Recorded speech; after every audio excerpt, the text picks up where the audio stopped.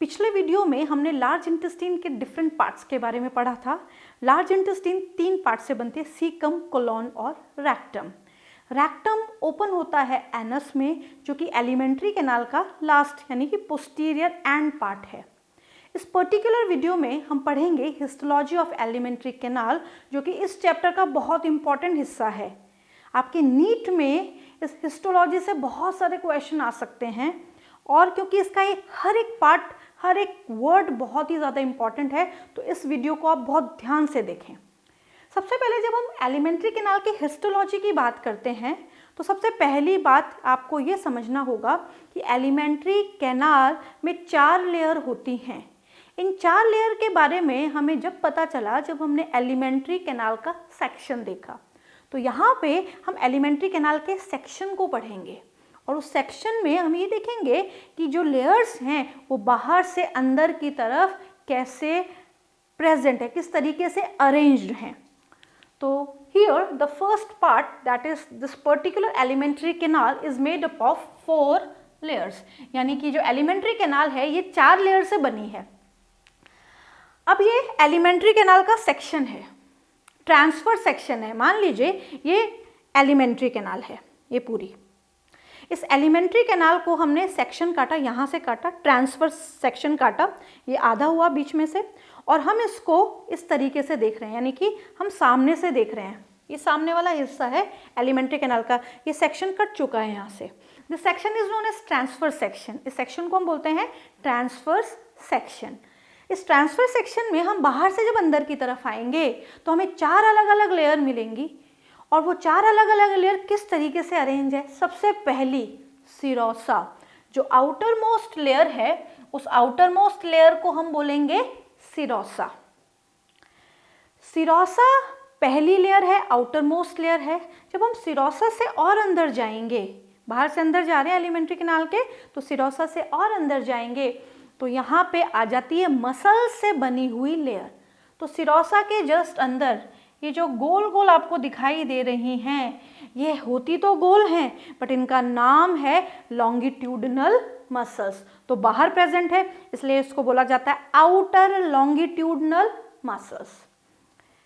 Longitudinal muscle के अंदर इस तरीके से अरेंज जो मसल्स हैं, इनको हम बोलते हैं सर्कुलर मसल्स।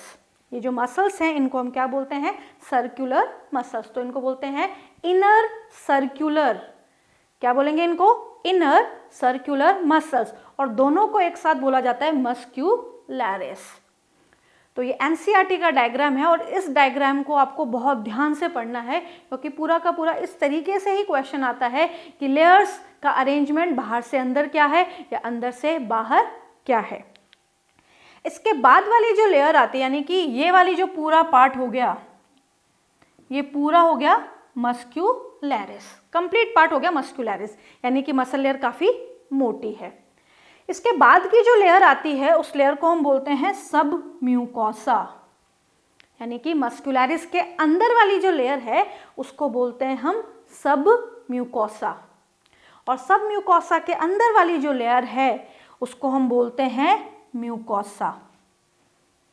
सब म्यूकोसा के अंदर वाली लेयर, सब म्यूकोसा के अंदर वाली लेयर क्या कहलाएगी? म्यूकोसा। और जो इंटरनल प्रेजेंट है, जहां पे फूड प्रेजेंट होगा, पार्शली डाइजेस्टेड, अनडाइजेस्टेड, किसी भी प्रकार का जो फूड होगा वो कहाँ मौजूद होगा? ल्यूमन में। यानी कि जो अंदर की जगह है जहां पे फूड का मूवमेंट हो रहा है, वो हिस्सा कहलाएगा ल्यूमन। तो यहाँ पे हमने 4 अलग अलग लेयर्स पढ़ी। अब यहाँ पे जो लॉन्गिट्यूडनल मसल्स हैं वो गोल दिख रही हैं।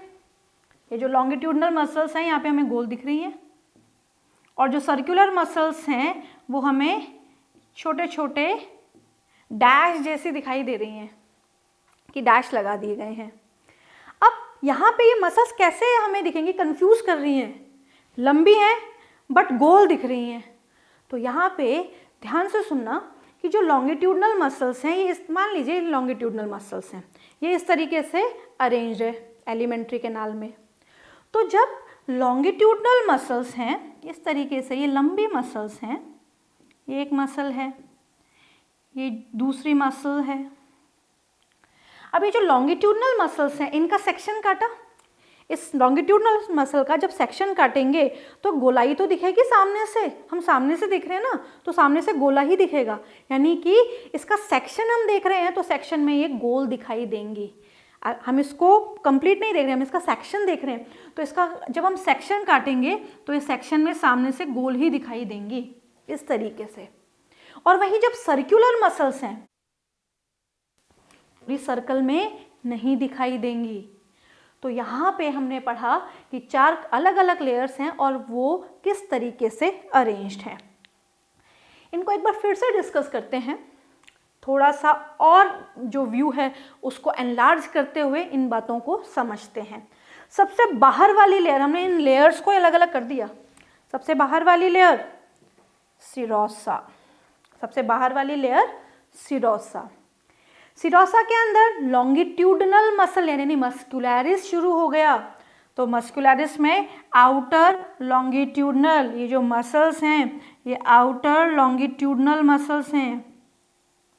और ये जो आउटर लॉन्गिट्यूडनल मसल्स है जब इनका सेक्शन कटेगा, यहाँ से इनका सेक्शन देखा जाएगा तो कैसी दिखाई देंगी, इस तरीके से गोल दिखाई देंगी। इसके बाद में आती हैं सर्कुलर मसल्स, ये इस तरीके से इनर सर्कुलर मसल्स हैं। इनर सर्कुलर मसल हमें इस तरीके से दिखाई दे रही हैं। और ये जो इनर सर्कुलर मसल्स है जब इनका सेक्शन कटेगा तो इनके सेक्शन कटने पे ये हमें इस तरीके से दिखाई देंगी। अब जो लॉन्गिट्यूडनल मसल्स हैं और जो सर्कुलर मसल्स हैं एलिमेंट्री कैनाल की, इनके बीच में नर्वस कंट्रोल है, यानी कि यहाँ पे पैरासिम्पैथेटिक और सिंपैथेटिक नर्व फाइबर्स प्रेजेंट हैं। पैरासिम्पैथेटिक और सिंपैथेटिक नर्व फाइबर्स यहाँ पे करते क्या हैं, मसल्स से काम करवाएंगे, क्योंकि मसल्स बिना नर्वस कंट्रोल के कॉन्ट्रैक्ट एंड रिलैक्स नहीं हो सकती। आपने 10th क्लास में पढ़ा है न्यूरोमस्कुलर जंक्शन के बारे में। और न्यूरोमस्कुलर जंक्शन क्या है कि अगर किसी मसल से काम कराना है तो वहाँ पे न्यूरल कोऑर्डिनेशन होना ज़रूरी है। बिना न्यूरल कोऑर्डिनेशन के मसल्स जो हैं वो कॉन्ट्रैक्शन एंड रिलैक्सेशन शो नहीं कर सकती। तो यहाँ पे लॉन्गिट्यूडनल और सर्कुलर मसल्स के बीच में नर्व्स प्रेजेंट हैं जिनमें न्यूरॉन्स प्रेजेंट हैं, और वहाँ पे इसका नाम दे दिया गया है नर्व प्लेक्सेस। साइंटिस्ट ने जिन्होंने इसको डिस्कवर किया था उनका नाम है एर्बेक, तो यहाँ पे इसको बोलते हैं एर्बेक नर्व प्लेक्सेस। किसके बीच में है, सर्कुलर और लॉन्गिट्यूडनल मसल्स के बीच में है।